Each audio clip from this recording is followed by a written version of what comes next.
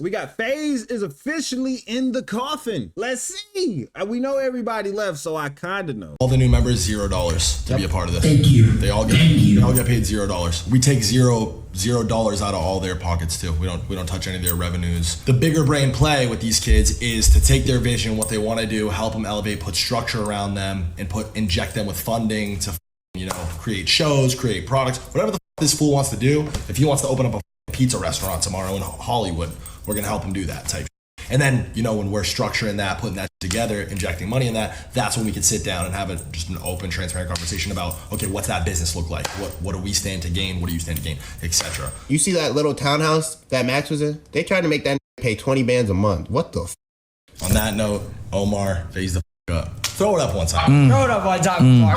Come on. I like how he snuck in that little clip right quick. How is that true, but you was having him pay 20 bands a month? I know a lot of people thought, oh, we're trying to make this a joke or whatever. That's never been the thing. There's a lot of stuff that's happening. We have decided as a group that obviously it was in our best intention to leave FaZe Clan. Oh boy, looks like we need to phase the down, huh? Don't we? Listen, man, if Yo, chill.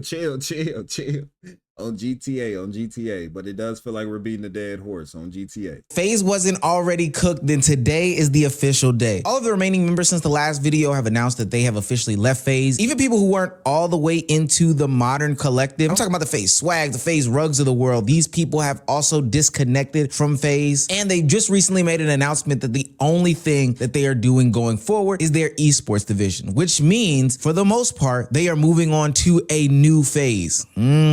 Now, us Nostradamuses been saw the writing on the wall, but I am here to officially unpack all the details and give you my theory as to why this situation went down the way that it went down. But before we get into the video, please make sure you hit that subscribe button. It's getting colder out there and us unemployed have got to stick together. Think of it as a gift from you to me and the community as a whole. Now, back into the video. This is like an announcement.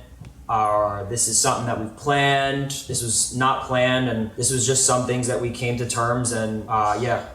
We are leaving FaZe Clan. Now, I stated in a previous video, but I'll restate it again. This has been a terrible year for FaZe. No, not the streamers individually. They're doing great. They're doing fine. They have numbers which may be a little bit disputed later on in the video. But ultimately, the group got hit with allegation after allegation, issue after issue in the mainstream media, and now a complete dismantling of the group. After Blackboy Max and his cousin came out and opened the floodgates as to why they left FaZe, what happened behind closed doors, to a little extent, it seemed as though that opened the Pandora's box for Banks to crash out on the timeline and for everybody else to then leave FaZe. Now, for anybody wondering, the guys are sticking together. That's what that response video was about 2 days ago. Yeah, I mean, everything that Ron said is true. The main thing I wanted to let y'all know is, cause seeing everyone leave online, like one by one, obviously it looks crazy, and you guys don't know a lot of what is happening behind the scenes. But what I can say, what I will add to that is that nothing is gonna change from the viewer's perspective, from the chat's perspective, with our dynamic. Like, we are all still rocking with each other. We're all staying together. Me, Ron, Lacey, Jason, Silky, Kason, Rage. Like, we're all still doing our thing collectively and working on our own thing moving forward, and still gonna be a part of each other's content. It's not like everyone's going in over here and doing their solo thing, over here and doing their solo thing. We're all still doing what exactly we were doing before, just not underneath those 4 letters anymore. And that's great to hear. I'm glad that a true and genuine bond has blossomed out of those moments on and off camera over the past couple years. Adapt does say one thing that is very interesting though in his monologue about their leaving FaZe. He tips his hat to an old saying that Michael Jordan had back in his Bulls days about talent making FaZe, not necessarily the organization. Because like I said, and I feel like I said this multiple times throughout different speeches and on my stream, is what made FaZe always FaZe was the people who were inside of it. And that was us. We were the people who were inside of FaZe, and that's what FaZe was. It was us, and we are leaving, and we're gonna still be able to do what we wanna do regardless. That was my #1 thing. As long as we can all leave and collectively still be in each other's lives, in each other's content, be a part of living together, all that, then we're good. And the viewers will be good, the chat will be good, and nothing's gonna change. It's just Yeah. That simple fact. I think that that's a slight jab to the shady business practices from the senior leadership, the management companies that do own FaZe, aka Hardscope, FaZe Banks, and Matt Kalish's company, as told by Black. I was exactly about to say that though. You know what I'm saying? It's got people to do with people you never seen before. How you got this big streaming group and we ain't never seen you, bro? And you supposed to be the head honcho or some co-founder of this shit with FaZe Banks, and he in the most shadiest shit. To the news that co-founder and president of DraftKings, Matt Kalish, who owns 75% of FaZe, reportedly got into contract talks about getting 20% of creator earnings. Real genuine vibes going on there. Yeah. And we'll get back to that in a minute because I think that that stuff is important. But first, I do want to look into the creators because it's a big deal. In their own separate streams, some of the creators started talking about how great the FaZe clan was for what it was, the time being, the relationships that they built and gained. And some of them even started crying because breaking up is hard to do. Shit's just sad, bro. Cause this shit really did mean something to me, bro.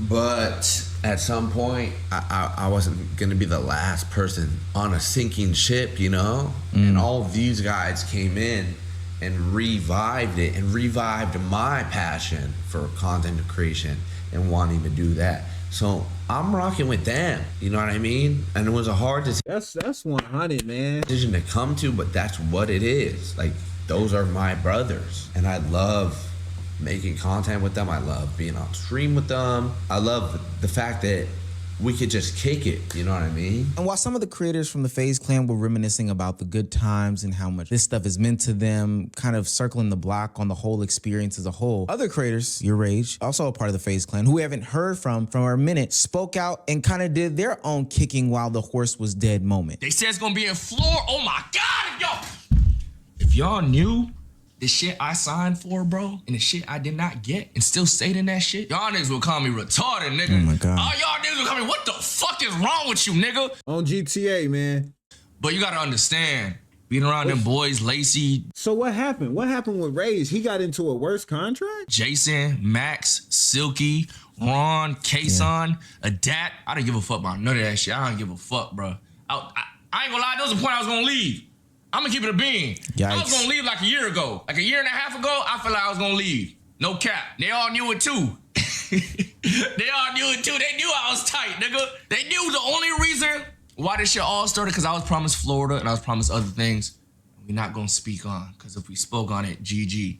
You know what I'm saying? But I told him for the team, I said, fuck it. Rage goes on to talk about a similar epiphany that Blackboy Max had, and it's one that a lot of artists or content creators have in this industry when it comes to dealing with, you know, corporate entities and higher ups. He himself started to get suspicious and see the writing on the wall, which is probably a part of the reason why he was about to leave. Multi-million-dollar house for the free ski. We got secure, all this shit lined up. I'm like, yo, that sounds too good. So I'm supposed to drop my whole life, my whole world, and go to LA and just believe niggas just got me out there? Yeah. No, bro. Type shit. Because they would have got me. For a nigga like him, he was already streaming and making money when they contacted him. He didn't need FaZe. Like, he affiliated with AMP and Simone. He didn't need FaZe. Off GP, they would have said, yeah, free housing. We gonna make sure, you know what I'm saying, you surrounded by nothing but content. And these guys that get these amount of views, so your views should go up. Boy, I'd have been out there in a jiffy, boy. No, bro. And imagine if I would've. I would have been out there in LA homeless with fucking 10 dogs looking for a place to fucking sleep. Well, imagine I did that shit, nigga. But even after all of that, you know, getting the guys to stay through the suspicious holes that were starting to pop up, it seems like FaZe clan couldn't sustain any of that. And now we're sitting here today where the whole organization is doing a sweep. This person is disassociated. That person is disassociated. The only thing that is stuck around is the esports side. Now, it is good to see, as somebody who is an outsider looking in, that these guys are finding solace within each other. But ultimately, it points to one thing and one thing only: the management group. FaZe did a sweep. All the FaZe is done besides the esports, bro. Everybody in FaZe left. For FaZe Rug to leave, that's kind of crazy. Like, he don't even be around the other FaZe guys for real. And he, you know what I'm saying? He be doing his own thing. For you to disassociate your name with them is like, wow. Should everybody make a new group? Call it Amaze. Cause it's amazing that y'all all sticking through with this shit. Apex, Swag. I love Swag, bro. I love Rug. I love everybody. And it's literally the members were perfect, bro. Damn near. I know that some niggas dropped because of some controversial shit, But like, I never had a problem with the members, bro. It's always the higher up shit. Always.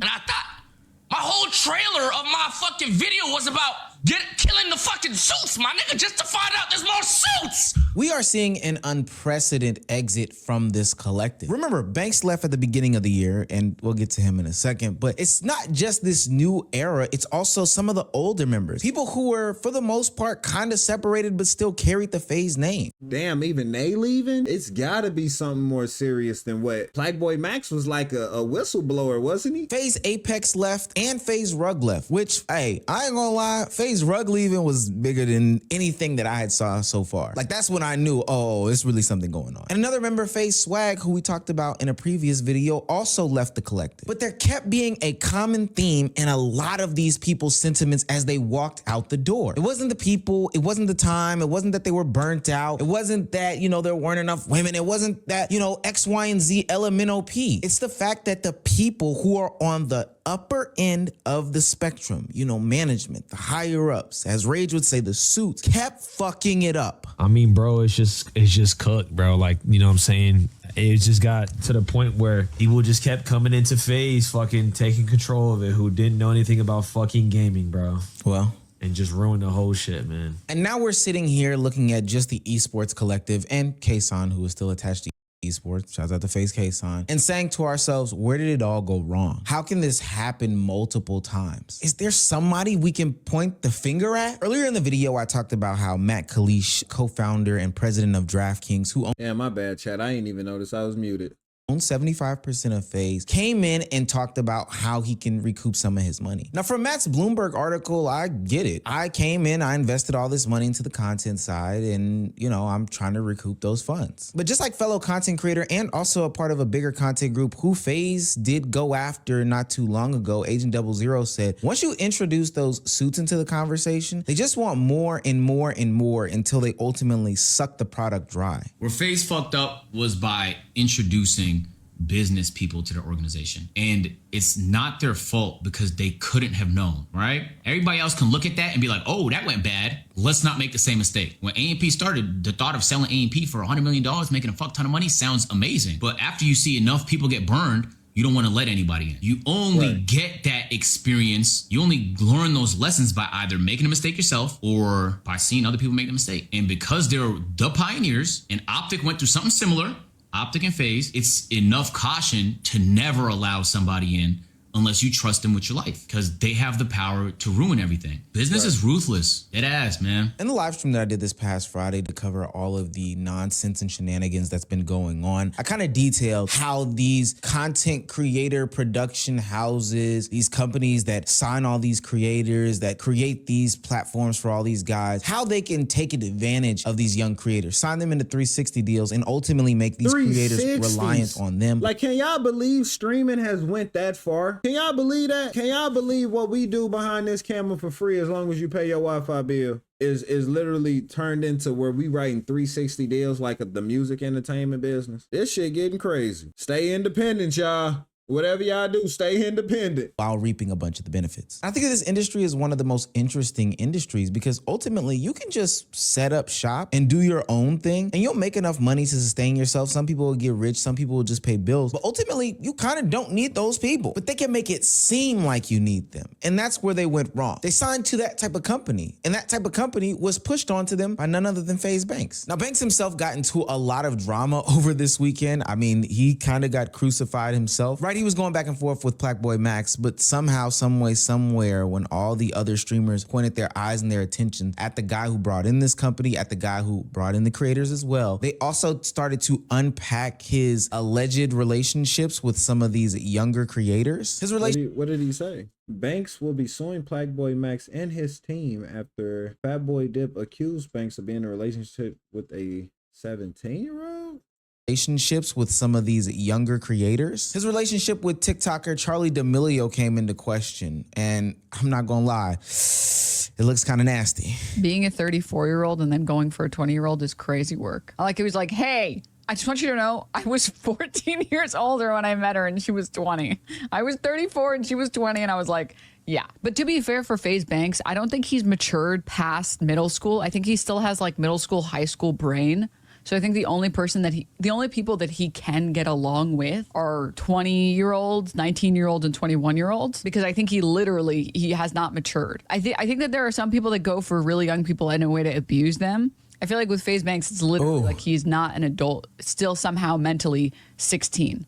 It's called Arrested Development. Now let's make it clear, the FaZe members themselves have not directly said that FaZe Banks has something to do with these things directly. That's probably because they can't though. I made a tweet this weekend and I got some very interesting likes about them not explicitly denying the fact that he had some involvement. He was doing X, Y, and Z, LMNOP. He made these big claims about giving these guys free housing, free filmers and staff, all FaZe channels, and zero income share. But apparently something financially hit the wall and it was spearheaded by him. He even acknowledged in his sit down video about how he could have probably interpreted the financial situation better. But ultimately, I'm starting to recognize some pattern recognition when it comes to FaZe Banks. FaZe Rain, one of the older members of FaZe, called out FaZe Banks and how he was deceptive in his tactics when it came to, you know, conversing with the new members of the club. You know, I'm starting to be very, very, very, very confused on the side of FaZe Banks right now. Like, is he actually good at video games? Does he game? Does he do video games? Like, FaZe was known for gaming before streaming. Does he play a lick of video games? Because it looks like he spends all day like doing nothing. Like doing like douchebag shit. This is where I think Banks fucked up. He had Matt Kalish put up the money and he was liable for that money. He was liable for that money. He had Matt Kalish put up the money for a separate entity under FaZe Clan called FaZe Media. And he wanted to bring all these new boys in and just like revamp FaZe, relaunch it, right? And the problem is this: selling people this dream and making them feel like they're not gonna have to like pay. Like it was never like day one, like, hey, by the way, like the FaZe company needs to recoup money. That's the only way Matt Kalish is gonna get his money back. Like kind of just keeping it out of the way. It's kind of like if I had y'all stay in my crib, I said, yeah, you can stay for like 6 months, do whatever the fuck you want, have fun, go crazy. And then later I'd be like, oh, by the way, you gotta pay your rent, bro. You gotta pay your fucking rent. You think I just had you here for free? So that's like where it kind of got, you know. Now, Rain was there from day one and had his own gripes about the leader that is FaZe Banks, specifically on the financial side. And speaking of the finances, let's also not forget that FaZe Banks has been accused of rug pulling through a crypto scam via an Aiden Ross stream. So between the underhanded deals when it came to contracts, the rug pulls when it comes to crypto, and then the alleged involvement with underage girls that he did go on to say like, yo, I'm filing charges against you, et cetera, et cetera. It almost sounds like Banks is like the P. Diddy of the streaming industry. And I know he really is. Like, I'm so glad I ain't run into Buddy. They would have got me, cuz. That's crazy to say, but seems like he's moving pretty shiesty. So I do want to give this warning to content creators going forward. First and foremost, a lot of the stuff that comes with the industry is going to come with them taking money from you. If it's too good to be true, then it's probably too good to be true. So know that and expect that up front. Even if they sell you this dream that ultimately, yo, you don't have to pay back any money, that's not true, gang. 2, you can move mountains by yourself and with a collective of people who are like-minded. Granted, with all these interjections from media companies, you can do big things. I'm not even saying that signing the deal is always wrong, but sometimes people just jump to that conclusion way too fast. They don't even need to do all that, gang. It's really not necessary. And 3, and most importantly, look at the history of the person who is pitching this deal to you. If the writing is on the wall so thick that it can be read like Braille, then you probably shouldn't go with a guy like this. Who knows what the future holds for these guys? I hope that they do execute on what they said in their sit down video. It was a short one, but they go forth and, you know, they have as much fun as content creators with each other as a collective, and they just vibe out and rock out. And hey, maybe FaZe Clan revitalizes itself for the 3rd, 4th, 5th, 6th time. I don't know. But if a 34-year-old with Arrested Development comes up to you with a contract talking about we can make you lit and poppin' and tell you to phase the fuck up, tell him you've moved past that phase of, you know, being interested in those things. And probably I was gonna say, chat, you know what I'm saying? FaZe, we gotta leave it at that. But let me know what you guys think down in the comments below. Please leave a like and comment on Meezy. Please leave a like and comment on myself. I'm out. Peace.